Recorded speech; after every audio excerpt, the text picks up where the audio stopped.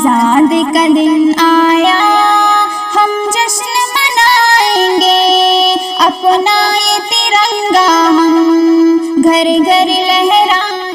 ഇത് ഇന്ത്യയിലെ വിവിധതരം വേഷവിധാനങ്ങളാണ്. പലതരം സ്റ്റേറ്റിലുള്ള പലതരം വേഷവിധാനങ്ങളാണിത്. ബോഹരി, സിഖ്, ബംഗാൾ, പഞ്ചാബ്, ഗുജറാത്ത്, കാശ്മീർ, ഗോർഖ, വാസൈ അങ്ങനെ വിവിധ തരം വേഷവിധാനങ്ങളാണ് ഇന്ത്യയിലുള്ളത്.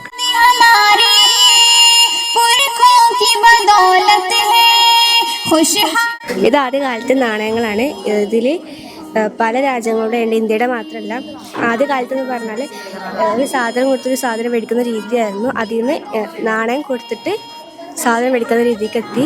ഇതിൽ ഫ്രാൻസ്, സിംഗപ്പൂർ തുടങ്ങിയ പല രാജ്യങ്ങളുടെയും നാണയങ്ങളും ഇതിൽ കൂട്ടത്തിലുണ്ട്.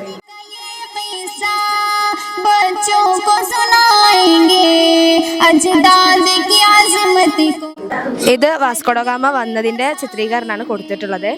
1497 ജൂലൈയിലാണ് വാസ്കോഡഗാമ ആദ്യമായിട്ട് യാത്ര ആരംഭിച്ചിട്ടുള്ളത്. ആഫ്രിക്കയുടെ തീരങ്ങളിൽ കാറ്റ് കൂടുതലായതിനാൽ കപ്പൽ പോകാനുള്ള ബുദ്ധിമുട്ട് കാരണം ആഫ്രിക്കയുടെ തെക്ക് പടിഞ്ഞാറ് ഭാഗത്ത് കുറച്ച് മാറിയിട്ടായിരുന്നു വാസ്കോഡഗാമ യാത്ര ചെയ്തിട്ടുണ്ടായിരുന്നത്.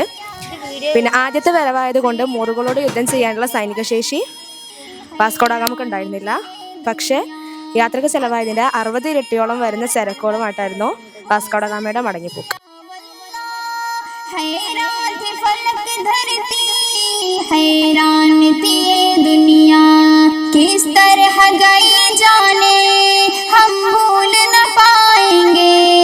This is the ship of Vasco da Gama. He traveled and reached to India for export raw materials to Portuguese, known for his pivotal role in establishing a sea route to first voyage to India, reaching Calicut, modern day Kozhikode. तिरंगा हम घर घर लहराएंगे, एकता है भारत की पहचान जमाने में कुछ. ഇന്ത്യയിലേക്ക് വന്ന വിദേശികളായിരുന്നു പോർച്ചുഗീസുകാർ, ഡച്ചുകാർ, ഫ്രഞ്ചുകാർ, പിന്നെ ബ്രിട്ടീഷുകാർ. ഇവർ നമ്മൾ രാജ്യത്തിൽ നിന്ന് അസംസ്കൃത വസ്തുക്കൾ അവരുടെ നാട്ടിലേക്ക് കൊണ്ടുപോവുകയും അത് ഉൽപ്പന്നങ്ങളായി ഇവിടെ വന്ന് വിറ്റയക്കുകയായിരുന്നു ചെയ്തിരുന്നത്. നമ്മുടെ ഇന്ത്യയെ അവർ മാർക്കറ്റായിട്ടായിരുന്നു കണക്കാക്കിയിരുന്നത്.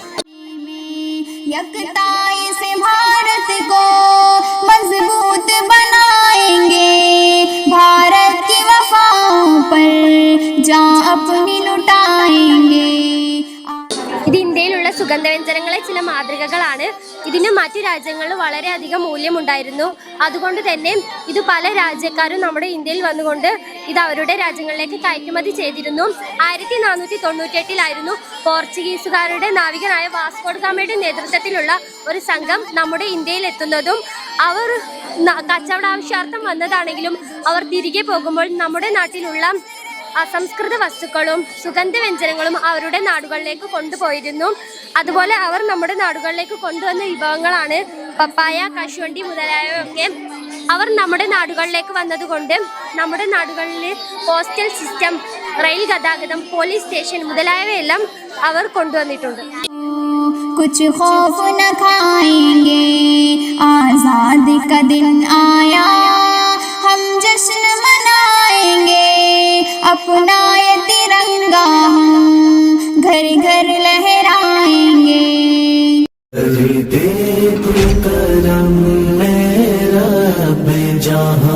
أرسل واسكو دا غاما في الهند في سنة 1498. جاءت العديد إلى الهند للتجارة.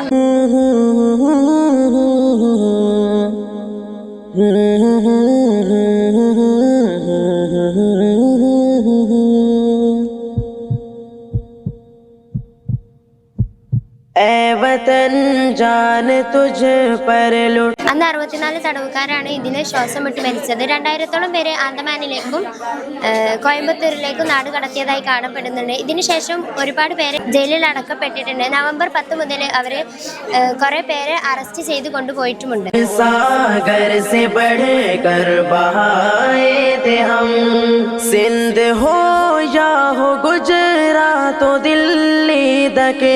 है हमारा भी हक तुझ पे भारत वतन, है हमारा लहू तुझ में गंग. The Indian Rebellion of 1857 was an uprising of India. It was against the rule of British East India company, and it was held on 10th March 1857, and it was in the Meerut. The name of this revolt is also known as the first war of the independence. खून सागर से बढ़ कर बहाए थे हम, ए वतन जान तुझ पर लुट. ഇന്ത്യൻ സ്വാതന്ത്ര്യ സമര ചരിത്രത്തിലെ ഏറ്റവും രക്തരൂക്ഷിതമായ സംഭവമാണ് 1999 ഏപ്രിൽ 13 അരങ്ങേറിയ ജാലിയൻ വാലാബാഗ് കൂട്ടക്കൊല. ജാലിയൻ വാലാബാഗിൽ ഏകദേശം 25,000 പേർ ഒരുമിച്ച് കൂടുകയും വിവരം പറഞ്ഞ ബ്രിട്ടീഷുകാർ ഒരൊറ്റ കവാടമുള്ള ചുറ്റുമതിലേക്ക് അതിക്രമിച്ച് കയറുകയും അവരെ 10 മിനിറ്റോളം വെടിവെക്കുകയുമായിരുന്നു. आजादो जोहर अली कौन थे, अहमद अशफाक थानी सिरी कौन. هذه ميسرة الملح معرفة أيضا باسم أصيان المهي وميسرة الثاني وأصيان الثاني. استمرت الميسرة ل40 و20 خمسا بين 12 مارس من عام 1930. खून सागर से बढ़ कर बहाए थे हम, वक्त मुश्किल पे संग. First, I would like to say about Chauri Chaura incident. The Chauri Chaura incident took place on 4th January 1922 at the Chauri Chaura in Gorakhpur district of United Provinces in British India.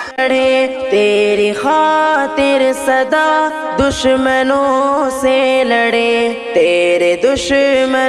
നമുക്ക് സ്വാതന്ത്ര്യം ലഭിക്കുവാൻ വേണ്ടിയിട്ട് ഒരുപാട് മഹാന്മാരെ പോരാടുകയും ചെയ്തു. അതിൻ്റെ ഒരു ചെറിയ ഭാഗം മാത്രമാണ് ക്വിറ്റ് ഇന്ത്യ സമരം.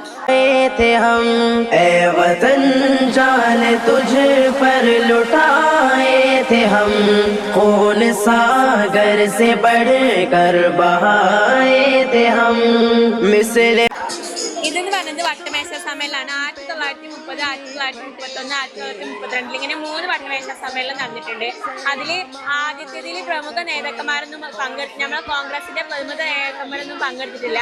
അതിൽ കുറച്ച് ആൾക്കാർ മാത്രമേ നമ്മൾ ഇന്ത്യയിൽ നിന്ന് പങ്കെടുത്തിട്ടുള്ളൂ. ബാക്കിയുള്ള മൊത്തം ബ്രിട്ടീഷ് പ്രഭുക്കന്മാരായിരുന്നു. വൈസ്രോ പ്രഭുവാണ് അതിന് നേതൃത്വം കൊടുക്കുന്നത്. ഐക്യത്തിൽ കഴിയുന്ന ഇന്ത്യയിലെ ജനങ്ങൾക്കിടയിലേക്ക് ഇന്ത്യയിലെ വാണിജ്യ സാധനങ്ങളെല്ലാം കൊണ്ടുപോകാൻ പോയിട്ട് പല രാജ്യങ്ങളിൽ നിന്നും പലരും വന്നു. ഇവരെല്ലാം ഇന്ത്യയെ എക്സ്പ്ലോയിറ്റ് ചെയ്യുകയും ഇന്ത്യ സാമ്പത്തിക നില വളരെ കുറയുകയും ചെയ്തു.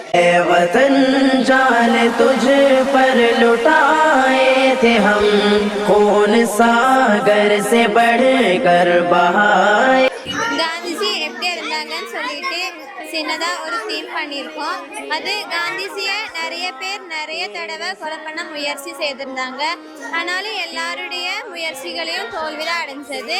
கடைசியாக காந்திஜியை கொலை பண்ணுறதுக்காக நாதுராம் என்பவர் வந்துட்டு காந்திஜி ஒரு கான்ஃபரன்ஸ் மீட்டிங் முடிஞ்சு ப்ரேயருக்கு போகும்போது அந்த நாதுராம் என்பவர்களுக்கு ஒரு இன்ஃபர்மேஷன் கிடைச்சது. அது மகாத்மா காந்தி இப்படி ஒரு ப்ரேயருக்கு போகிறாங்கன்னு சொல்லிட்டு அதனால காந்தி வந்துட்டு அந்த வழியாக போகும்போது நாதுராம் என்பவர்கள் ஜனவரி 30, 1948 அன்று காந்திஜியை கைத்துப்பாக்கியால் வெடித்து சுட்டு கொன்றனர்.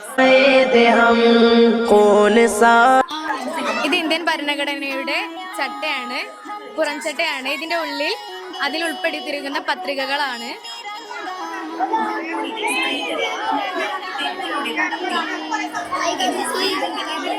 ഡോക്ടർ BR അംബേദ്കർ ആണ് ഇന്ത്യൻ ഭരണഘടന ആവിഷ്കരിച്ചത്. നെഹ്റു സഭയിൽ പറഞ്ഞ ലക്ഷ്യങ്ങൾ അദ്ദേഹം എഴുതി തയ്യാറാക്കുകയാണ് ചെയ്തത്. ഇന്ത്യൻ ഭരണഘടനയുടെ ആമുഖം ഭരണഘടനയുടെ ഹൃദയവും ആത്മാവും എന്നാണ് അറിയപ്പെടുന്നത്. 1950 ജനുവരി 26 ഇത് നിലവിൽ വന്നത്.